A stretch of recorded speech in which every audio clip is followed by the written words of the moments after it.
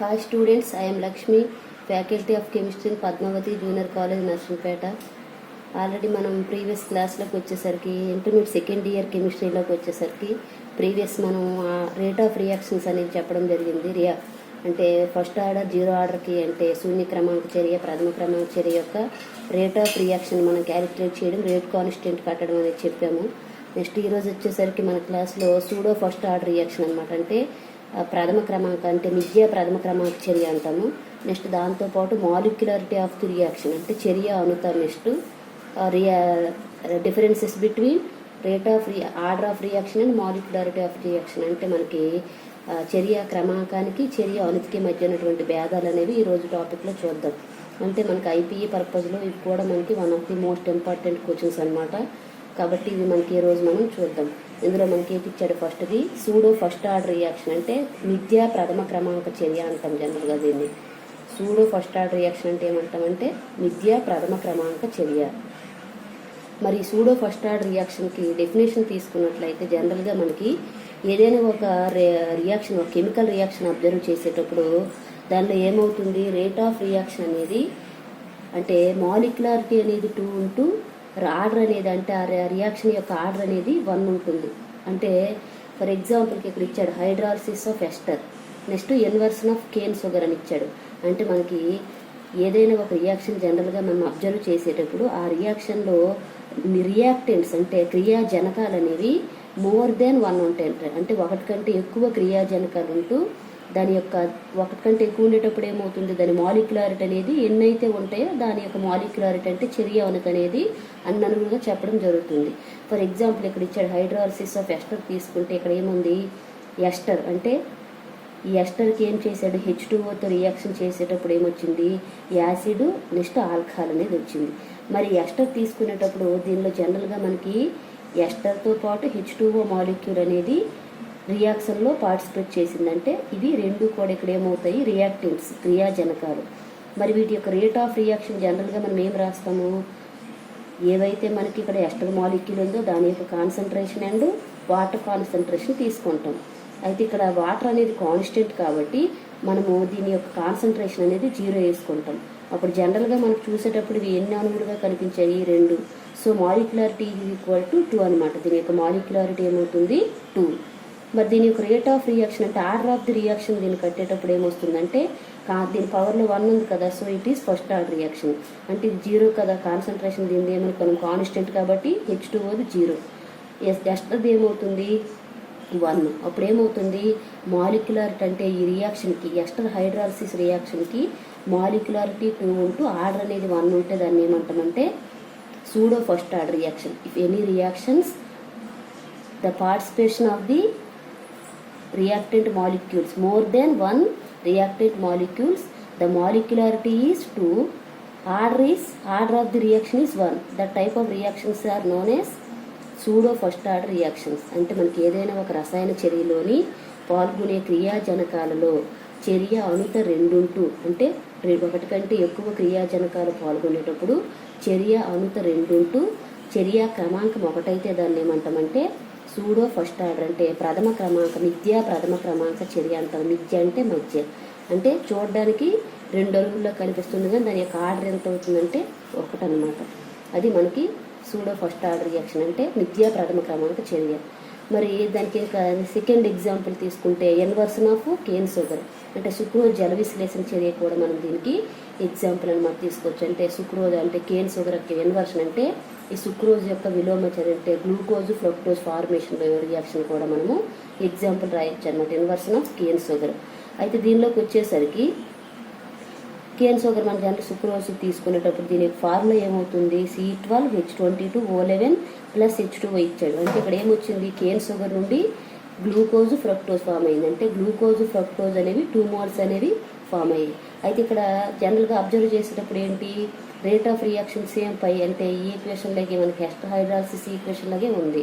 అయితే దీనిలోకి వచ్చేసరికి రేట్ అనేది ఏమవుతుంది, ఇక్కడ H2O అది కాన్స్టెంట్ కాబట్టి సో మాలిక్యులారిటీ అనేది 2 అవుతుంది, ఆర్డర్ అనేది 1 అవుతుంది. కాబట్టి మనకి ఇది కూడా మనకి one of the best example of pseudo first order reaction అంటే విద్యా ప్రథమ క్రమాంక చర్య యొక్క సెకండ్ ఎగ్జాంపుల్ అనమాట. అయితే మనకి దీంతో పాటు మాలిక్యులారిటీ ఆఫ్ ది రియాక్షన్ అంటే మనకి మాలిక్యులారిటీ ఆఫ్ ది రియాక్షన్ కూడా మనం ఇక్కడ దీంతో పాటు మనకి ఎగ్జామ్ పాయింట్ ఆఫ్ వ్యూలో అడగడం జరుగుతుంది. అది ఇక్కడ మాలిక్యులారిటీ ఆఫ్ ది రియాక్షన్ ఒకసారి అబ్జర్వ్ చేసినట్లయితే దీనిలో ఒకసారి చూడండి. మాలిక్యులారిటీ ఆఫ్ ది రియాక్షన్ అంటే తెలుగులో ఏమంటాం, దీన్ని చర్య అణుత అంటాము. అంటే ఏదైనా ఒక రియాక్షన్లో ఒక ప్రాథమిక చర్య అంటాం, ఎలిమెంటరీ రియాక్షన్ అంటాము. ఏదైనా ఒక ప్రాథమిక చర్యలో పాల్గొన్నటువంటి ఆటమ్స్ అంటే పరమాణువులు కానీ అణువులు కానీ అయాన్ల యొక్క సంఖ్యనే మనం ఏమంటామంటే మాలిక్యులారిటీ ఆఫ్ ఏ రియాక్షన్ అంటే చర్య అణుత అని చెప్పడం జరుగుతుంది. ఏదైనా మనకి ఒక ప్రాథమిక చర్యలో పాల్గొనే క్రియాజనక అణువులు లేదా పరమాణువులు లేదా అయాన్ల సంఖ్యనే ఏమంటాము, చర్య అణుత అంటాం. అది ఇక్కడ మనకి ఇచ్చాడు మాలిక్యులారిటీ ఆఫ్ ఏ రియాక్షన్.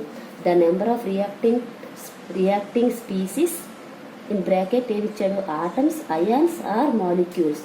ఏదైనా మనకి ఒక రియాక్షన్లో పాల్గొన్నటువంటి atoms or ions or molecules taking part in an elementary reaction.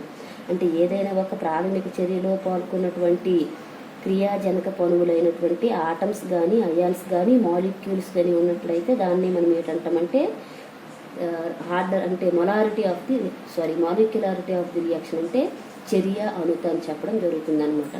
The number of reactant species atoms or ions molecules taking part in an elementary reaction is called as molecularity of a reaction.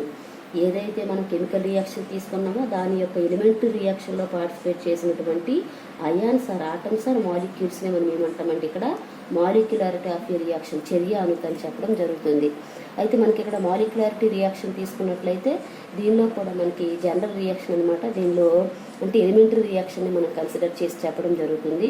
దీనిలో participate చేసినటువంటి number of molecules, number of atoms or number of ions అంటే అణువులు లేదా అయాన్లు లేదా పరమాణుల యొక్క సంఖ్యను base చేసుకొని ఈ మాలిక్యులారిటీ ఆఫ్ ఈ రియాక్షన్ మనం ఏం చెప్తామంటే యూనిమాలిక్యులర్ రియాక్షన్ అని, బైమాలిక్యులర్ రియాక్షన్ అని, నెక్స్ట్ ట్రైమాలిక్యులర్ రియాక్షన్ అంటే ఏకఅణుత చర్య అని, ద్విఅణుత చర్య అని, త్రిఅణుత చర్య అని చెప్పడం జరుగుతుంది అనమాట. అంటే 1 mole of reactant molecule participate చేస్తే ఏమవుతుంది, యూనిమాలిక్యులర్ అంటే యూనిఆర్ మోనోమాలిక్యులర్. మోర్ దెన్ 1 అంటే 2 మోల్స్ ఆఫ్ రియాక్టెంట్ పార్ట్స్ అంటే మనకి ఏమైనా 2 అణువుల యొక్క రియాక్టెంట్స్ అంటే క్రియాజనకాలు పాల్గొంటే దాన్ని ఏమంటాము, బైమాలిక్యులర్ అంటాము. ఒకవేళ 3 పాల్గొంటే దాన్ని ఏమంటాము, ట్రైమాలిక్యులర్ రియాక్షన్ అంటాం. అయితే మనకి ఇక్కడ ఎగ్జాంపుల్ కూడా మనం రాయాలి. మరి మాలిక్యులారిటీ ఆఫ్ ఏ రియాక్షన్లో యూనిమాలిక్యులర్ రియాక్షన్ తీసుకున్నట్లయితే మనకి ఇక్కడ అమోనియం ఇక్కడ ఇచ్చాడు NH4NO అంటే అమోనియం నైట్రేట్ తీసుకుంటే అమోనియం నైట్రేట్ అనేది డిసోసియేట్ అవుతుంది అనమాట, విఘటనం చెందుతుంది. విఘటనం చెందినప్పుడు ఏమవుతుంది, N2+3H2O అనేది కాంపౌండ్ ఫామ్ అయింది. అయితే జనరల్గా మనకి ఇక్కడ అమోనియం నైట్రేట్ డిసోసియేషన్ రియాక్షన్ అనేది అంటే అమోనియం నైట్రేట్ యొక్క విఘటన చర్య అనేది యూనిమాలిక్యులర్ రియాక్షన్గా రాసాము. అయితే ఇక్కడ అమోనియం నైట్రేట్ ఎన్ని మోల్ పార్టిసిపేట్ చేసిన రియాక్షన్లో 1 మోల్ అనమాట. అంటే ఇదంతా ఒకే కాంపౌండ్ కాబట్టి 1 మోల్.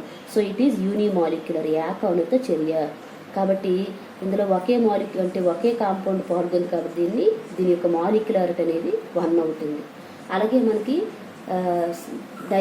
అంటే బైమాలిక్యులర్ ట్రైమాలిక్యులర్ కూడా మనం ఎగ్జాంపుల్స్ అనేవి రాయొచ్చు. ఒకసారి వాటిని కూడా మనం అబ్జర్వ్ చేద్దాం.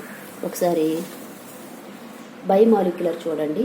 బైమాలిక్యులర్ రియాక్షన్ తీసుకునేటప్పుడు 2 మోల్స్ ఆఫ్ అంటే dissociation of hydrogen iodide reaction అనమాట. ఇది డిసోసియేషన్ ఆఫ్ హైడ్రోజన్ అయోడైడ్ అంటే హైడ్రోజన్ అయోడైడ్ యొక్క విఘటన చర్య అంటాము. మరి ఇక్కడ 2 మోల్స్ ఆఫ్ హైడ్రోజన్ అయోడైడ్ అనేది డిసోసియేట్ అయ్యేటప్పుడు ఏమొచ్చింది, H2 గ్యాస్ అండ్ I2 అంటే మనకి ఏం ఫామ్ అయింది, HI అనేది విఘటనం చెంది H2+I2 ఫామ్ అయింది. మరి ఇక్కడ ఎన్ని మోల్స్ రియాక్షన్లో పార్టిసిపేట్ చేసిందంటే 2 moles. So molecularity of the reaction is equal to ఇక్కడ ఎంత అవుతుందంటే 2 అవుతుంది. So it is bimolecular reaction. అందువల్ల ఇది ఏమవుతుంది, బైమాలిక్యులర్ రియాక్షన్ అంటే ద్విఅణుత చర్య అవుతుంది. అలాగే ట్రైమాలిక్యులర్ రియాక్షన్ తీసుకుంటే ఎగ్జాంపుల్ ఏమి ఇచ్చాడు, NO. సో నైట్రోసిల్ గ్రూప్ అనేది on reacting with oxygen 2 moles of nitrosyl group అనేది ఆక్సిజన్తో రియాక్ట్ చేసేటప్పుడు ఏమొచ్చింది, రియాక్షన్ జరిగితే 2 మోల్స్ ఆఫ్ NO2 ఫామ్ అయింది. అయితే దీనిలో మనకి టోటల్ నెంబర్ ఆఫ్ మాలిక్యులారిటీ అంటే మాలిక్యులారిటీ ఈజ్ ఈక్వల్ టు ఇందులో ఎంత ఉంటుందంటే 3 అంటే 2 మోల్స్ NO పాల్గొంది, నెక్స్ట్ ఇంకేంటి 1 mole of oxygen. So number of moles ఇక్కడ ఏమి వచ్చాయి 3. So it is it is trimolecular reaction. So molecularity of the reaction is equal to 3. In this reaction the molecularity of this reaction is 3. అంటే దీనిలో molecularity ఎంత ఉంటుందంటే 3. అంటే 2 moles NO, 1 mole అనేది oxygen. Total ఎంత అవుతుందండి? 3. కాబట్టి ఇది మనకి ఏమవుతుందంటే బయోమాలిక్యులర్, ట్రైమాలిక్యులర్, మోనోమాలిక్యులర్ ఆర్ యూనిమాలిక్యులర్ రియాక్షన్స్కి ఎగ్జాంపుల్స్ అన్నమాట. అయితే వీటితో పాటు మనకి డిఫరెన్సెస్ బిట్వీన్, ఇది కూడా మనకి ఐపీఏ పర్పస్లో ఎక్కువసార్లు అడిగినటువంటి క్వశ్చన్ అనమాట. 4 marksకి ఎక్కువసార్లు మనకు వస్తున్నటువంటి క్వశ్చన్ కాబట్టి ఇది ఒకసారి అబ్జర్వ్ చేద్దాం. Differences between order of a reaction and molecularity of a reaction ఇచ్చాడు. Differences between order of a reaction and molecularity of a reaction అంటే చర్య క్రమాంకం మరియు చర్య అణుత మధ్య భేదాలు రాయండి అని అడుగుతాడు. మరి చర్య క్రమాంకం అంటే ఆల్రెడీ మనం ప్రీవియస్ క్లాస్లో డెఫినేషన్ చెప్పడం జరిగింది. ఇక్కడ మనకి అది ఆర్డర్ ఆఫ్ ది రియాక్షన్ అంటాం చర్య క్రమాంకము. చర్య అణుత అంటే ఏంటంటే మాలిక్యులారిటీ ఆఫ్ ఏ రియాక్షన్. మరి ఇక్కడ ఆర్డర్ ఆఫ్ ది రియాక్షన్ అనేది మనము ఎలా చెప్తాం అనేసి అండి ఆల్రెడీ ప్రీవియస్ డెఫినేషన్ కూడా చెప్పాము. ఏంటి? The sum of the powers of the concentration terms of the reactants in the రేట్ల expression is called order of the reaction. అంటే మనకి ఏదైనా ఒక రసాయన చర్యలో పాల్గొనే క్రియాజనక అణువుల గాఢత పదాల ఘాతాల మొత్తాన్ని ఏమంటామంటే చర్యా క్రమాంకము. ఏదైనా ఒక రియాక్షన్లో పాల్గొనే క్రియాజనక అణువుల గాఢత పదాలు అంటే వాటి యొక్క పవర్స్, అది ఇక్కడ ఇచ్చాడు. Some of the powers of the concentration terms అన్నాడు. వాటి యొక్క గాఢత పదాల మొత్తాన్ని ఏమంటామంటే ఆర్డర్ ఆఫ్ ది రియాక్షన్ చర్యా క్రమాంకం అంటాం. మరి ఆ చర్యా క్రమాంకం అంటే దాని యొక్క రేటు నియమం ప్రకారం ఎక్స్ప్లెయిన్ చేశాడనమాట.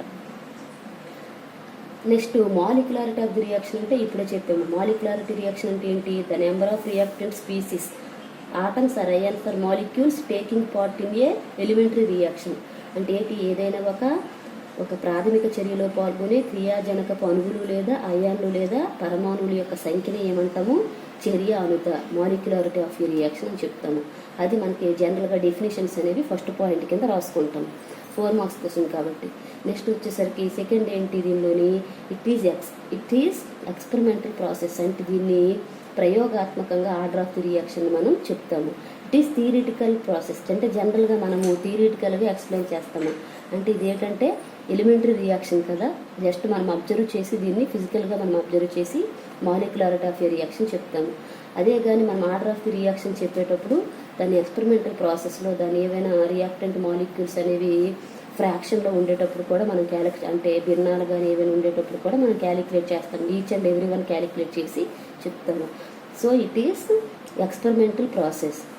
దీనిలోకి ఏం చెప్పాడు? Molecularity of a reaction it is theoretical process. అంటే ఇది ప్రయోగపూర్వకంగా లెక్కించబడుతుంది, ఇది సిద్ధాంతపరంగా లెక్కించబడుతుంది. Next it is included zero and fraction. దీనిలో ఏముంటాయి? సున్నాలు మరియు భిన్నాలు అంటాం. ఫ్రాక్షన్స్ అనేవి ఉంటాయి. దీనిలో ఏముంటుంది? ఫ్రాక్షన్స్ అనమాట. అంటే సున్నాలు జీరో అయినా ఉండొచ్చు లేదా భిన్నాలైనా ఉండొచ్చు. మరి దీనిలోకి వచ్చేసరికి ఏంటి? It is not be zero or non integer. దీనిలో ఏముండవు? జీరో ఉండదు, నెక్స్ట్ ఫ్రాక్షన్స్ ఇలాంటి ఫ్రాక్షన్స్ ఏవి ఉండవు. దీనికి ఆపోజిట్లో అనుకోవచ్చు. దీనిలో ఏముంటుంది? It is including zero and fraction అన్నాడు. అంటే దీనిలో జీరో ఉంటుంది, ఫ్రాక్షన్ నెంబర్ ఉంటుంది, అంటే భిన్నాలు ఉంటాయి. దీనిలోకి వచ్చేసరికి ఏంటి? సో అంటే జీరో అంటే సున్నా ఉండదు, నెక్స్ట్ భిన్నాలు అనేవి ఉండవు అనమాట. అంటే ఎలిమెంటరీ రియాక్షన్స్ అప్లై అవుతుంది. ఇది మనకి నెంబర్ ఆఫ్ అంటే కాంప్లెక్స్ రియాక్షన్స్ అనేది అప్లై అవుతుంది. అదే మనకి ఇక్కడ ఇచ్చాడు. It's applicable to elementary and complex reactions. ఇది దేనికి అప్లై అవుతుంది? ఎలిమెంటరీ రియాక్షన్కి అండ్ కాంప్లెక్స్ రియాక్షన్స్. అంటే ప్రాథమిక చర్యలకి మరియు సంక్లిష్ట చర్యలకి వర్తిస్తుంది. ఆర్డర్ ఆఫ్ రియాక్షన్ ఏంటి? చర్యా క్రమాంకం దేనికి వర్తిస్తుందంటే ఈ ప్రాథమిక చర్యలకు మరియు సంశ్లిష్ట చర్యలకు వర్తిస్తుంది. ఇది దేనికి వర్తిస్తుందని చెప్పాము? It is applicable only for elementary reaction. అంటే ఇది ప్రాథమిక చర్యలకు మాత్రమే వర్తిస్తుంది అన్నమాట. నెక్స్ట్ దీనిలోకి వచ్చేసరికి ఏంటి? Order is given by slowest step. అంటే దీనిలో చర్యా క్రమాంకం మనం జనరల్గా కట్టేటప్పుడు ఏదైతే అంటే ఏదైనా ఒక రియాక్షన్ మనం అబ్జర్వ్ చేసేటప్పుడు ఆ రియాక్షన్ మెకానిజంలో ఏదైతే స్లోయెస్ట్ స్టెప్ ఉంటుందో అంటే నెమ్మదిగా జరిగే చర్య నుండి చర్యా క్రమాంకాన్ని ఇక్కడికి వచ్చేసరికి మాలిక్యులారిటీ మనం క్యాలిక్యులేట్ చేసేటప్పుడు ఏంటి? ఏదైతే మనకి నెమ్మదిగా జరిగినటువంటి చర్య యొక్క అణుతను ఆధారంగా చేసుకొని ఆ మొత్తం చర్య యొక్క ఓవరాల్ రియాక్షన్ యొక్క చర్య క్రమాంకాన్ని నిర్ణయిస్తాము. అదే మనకు అన్నాడు, molecularity of the slowest step is taken as the order of overall reaction. అంటే జనరల్గా మనము స్లోయెస్ట్ స్టెప్ అనేది దీనిలో తీసుకోవడం జరుగుతుంది. అయితే మనకి ఎగ్జామ్ పాయింట్ ఆఫ్ వ్యూలో మనము ఈ ఫస్ట్ 4 పాయింట్స్ కరెక్ట్గా రాసుకుంటే 4 మార్క్స్ అనమాట. దీనిలో ఫస్ట్ డెఫినేషన్ రాస్తాము, అంటే ఆర్డర్ ఆఫ్ ది రియాక్షన్ అంటే ఏంటి, మాలిక్యులారిటీ ఆఫ్ ది రియాక్షన్ అంటే ఏంటి డెఫినేషన్ రాస్తాము. నెక్స్ట్ పాయింట్ అనేది దీనిలో ఎక్స్పెరిమెంటల్ ప్రాసెస్ ఉంది, దీనిలో థియరిటికల్ ప్రాసెస్ అని రాస్తాము. దీనిలో జీరోలు ఫ్రాక్షన్స్ ఉంటాయి, దీనిలోకి వచ్చేసరికి జీరోను నాన్ ఇంటీగర్స్ అనేవి ఉండవని రాస్తాము. నెక్స్ట్ దీనిలోకి వచ్చేసరికి ఇది ఎలిమెంటరీ రియాక్షన్కి కాంప్లెక్స్ రియాక్షన్కి అప్లికేబుల్ అవుతుందని రాస్తాము. దీనిలోకి వచ్చేసరికి ఎలిమెంటరీ రియాక్షన్కి అప్లై అవుతుందని రాస్తాం అనమాట. ఈ 4 అనమాట మనకి ఎగ్జామ్ పాయింట్ ఆఫ్ వ్యూలో ఎక్కువ సార్లు అడిగినటువంటి క్వశ్చన్ కాబట్టి ఈ 4 పాయింట్స్ కూడా దాన్ని కంపల్సరీగా రాయవలసి ఉంటుంది. సో ఇట్ ఈజ్ మనకి వీటి differences between order of the reaction and molecularity reaction, అంటే చర్య క్రమాంకము చర్య అణుకి మధ్య ఉన్నటువంటి భేదాలు. మనకి ఇక్కడతోనే జనరల్గా ఏమేమయ్యాయి డెఫినేషన్స్. నెక్స్ట్ అంటే ఆర్డర్ ఆఫ్ ది రియాక్షన్ అంటే చర్య క్రమాంకము, శూన్య క్రమాంకము, ప్రథమ క్రమాంకము, ద్వితీయ క్రమాంకము, వాటి యొక్క డెఫినేషన్స్, వాటి యొక్క ఎగ్జాంపుల్స్ చెప్పాము. నెక్స్ట్ శూన్య క్రమాంకంకి వచ్చేసరికి వాటి యొక్క రేట్ కాన్స్టెంట్ కట్టడం చెప్పాము. ప్రథమ క్రమాంకం యొక్క రేట్ కాన్స్టెంట్ కట్టడం చెప్పాము. నెక్స్ట్ వచ్చేసరికి molecularity of a reaction, next వాటి యొక్క యూనిట్స్ అనేవి ప్రీవియస్ క్లాస్లో చెప్పడం జరిగింది. మ్యాక్సిమం టాపిక్స్ అంటే మ్యాక్సిమం ఈ లెసన్ నుండి మ్యాక్సిమం టాపిక్స్ అనేవి చెప్పాము. నెక్స్ట్ వచ్చేసరికి దీని తర్వాత మనకి 1-2 వచ్చిన టాపిక్స్ అనేవి ఉన్నాయి, అవి కూడా నెక్స్ట్ క్లాస్లో చూద్దాము. ఈరోజు వచ్చేసరికి ఈ క్లాస్ అనమాట. ఈ డిఫరెన్సెస్ కూడా ఈరోజు క్లాస్లో ఇంపార్టెంట్ కాబట్టి ఇది బాగా చదువుకోవాలి. నమస్తే.